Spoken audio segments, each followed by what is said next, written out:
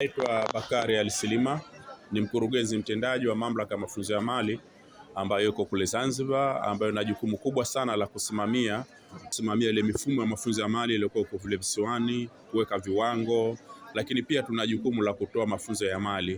Kwa hiyo tumeshiriki katika haya maonyesho ya Sabasaba ili kuja kuonyesha zile huduma zetu tunazozitoa za ofisini, lakini pia huduma tunazotoa katika vile vyuo ambavyo tunavisimamia katika kutoa mafunzo ya mali kule Zanzibar. Ndio utaona kwamba pana mafunzo ya mali ambayo yanaendana na uzalishaji, ndio tunapelekea ili vijana waweze moja kwa moja kujiajiri. Kwa hivyo kuna production zinazofanyika katika vyuo vyetu ambazo zimefanya na wanafunzi, lakini kutokana na nafasi ya maonyesho yalivyo na banda tulilopata, tumeweza kuja na product zile zinazoendana na sanaa ya kule Zanzibar, ambazo tunahisi kwamba hapa zitakuwa ni unique kuweza kuonekana, zikiwemo Zanzibar Door na makasha, ndio tunaona zile bidhaa zilizokuweko pale.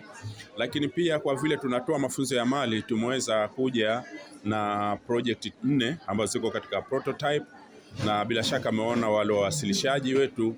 Kuna mfumo unaita kwamba mkulima smart. Huu unaendana na mambo ya teknolojia ya sasa hivi kutumia AI. Wataalamu wamefanya demonstration vipi inavyoweza kufanya kazi, lakini pia tuna prototype ya kuonyesha kwamba kuwa na smart irrigation system, umwagiliaji maji ambao wewe hata kama uko mbali na yale maeneo unaweza kufanyia, lakini mbali ya umwagiliaji maji ambao mwaka jana tulikuja nayo, lakini inakwenda mpaka kutilia dawa katika yale mashamba ambayo utakuwa yapo katika maeneo yako. Mfano sisi tuko Dar es Salaam, lakini pengine mashamba yetu yako Zanzibar, basi kwa kutumia application ya simu iliyotengenezwa na vijana wetu inaweza stimulate na kuweza kuona kwamba maji yanatoka, mbolea stahiki inatoka kwa muda ule ambao tayari umeshaupangiwa mwingi, na demonstrations zipo ambazo wanazionyesha. Lakini pia pana prototype ya smart helmet. Tunaelewa kwamba hizi bodaboda sasa wanasababisha ajali nyingi sana, na imekuwa ni ajira kwao. Sasa ili kunusuru zile changamoto za ajali zinazoweza kutokezea, ambazo pia zinawagharimu wao viungo vyao au uhai wao, lakini pia inagharimu na serikali katika kuweka tiba mwafaka kwa vijana wale.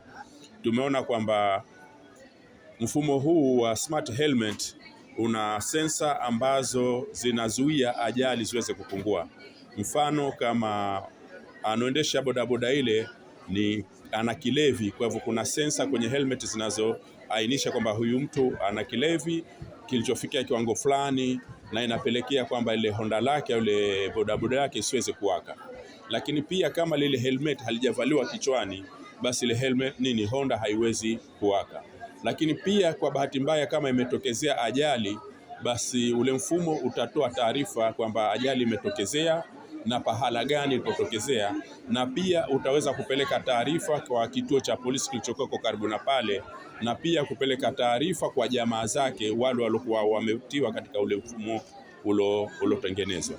Kwa hivyo hizo utakuta kwamba ni faida kubwa sana. Lakini pia kuna mfumo mwingine huu unapunguza utoro katika skuli zetu hizi shule, na tumeona ili kupunguza utoro basi kuna sensa ambazo zimewekwa kwa kutumia fingerprint za wanafunzi, ambapo mzazi anaweza kujua kama mwanafunzi wake au kijana wake kaweza kufika shule au hakufika, na kama kafika saa ngapi, na wakati wa kuondoka basi atajua kaondoka saa ngapi na nyumbani atafika saa ngapi. Sisi wenyewe mamlaka ya mafunzo ya mali ni sehemu ya serikali, na hapa tunapoona zilipofikia zile project ni kwamba tumewawezesha sisi wenyewe, na tutawaendeleza kadri wanavyokwenda, kwa sababu hata mfumo wa smart irrigation system ulipoanza haukuanza leo, umeanza tokea miaka iliyopita, lakini sasa unakwenda katika version tofauti.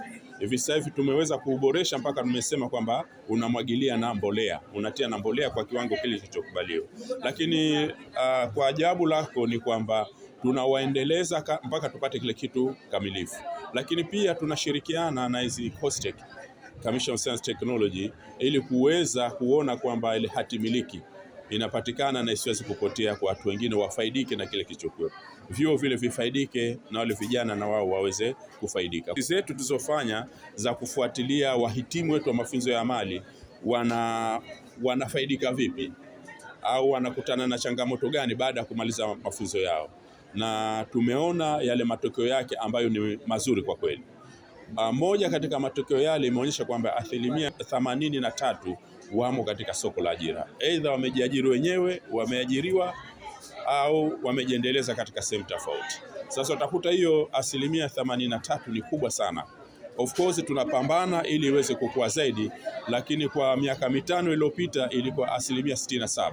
Lakini mbali ya vijana, wazee na wadau mbalimbali wanakaribishwa katika banda letu, waje wazione hizi project zilizokuwepo, prototype iliyokuwepo. Bila shaka mawazo yao watakaochangia yatapelekea kuboresha kile kilichokuwepo, na wale au kama watasifia, wale vijana wetu watapata moral zaidi wa kuweza kuendeleza kile walichokifanya. Kwa jina naitwa Mwalimu Abdallah Mohamed Ali, mwalimu wa useremala wa Chuo cha Mafunzo ya Amali Mwanakwerekwe. Nimefundisha kwa muda mrefu sasa hivi na tayari tunao vijana wanaoweza kufanya kazi za kawaida, na katika useremala ni katika elimu iliyokuwa ni pana kabisa, ina mambo mbalimbali, lakini katika vifaa tulokuja navyo vipo kama hapa utaviona, lakini pia vijana wapo wanashajihishika kwa ajili ya kazi hizo za useremala.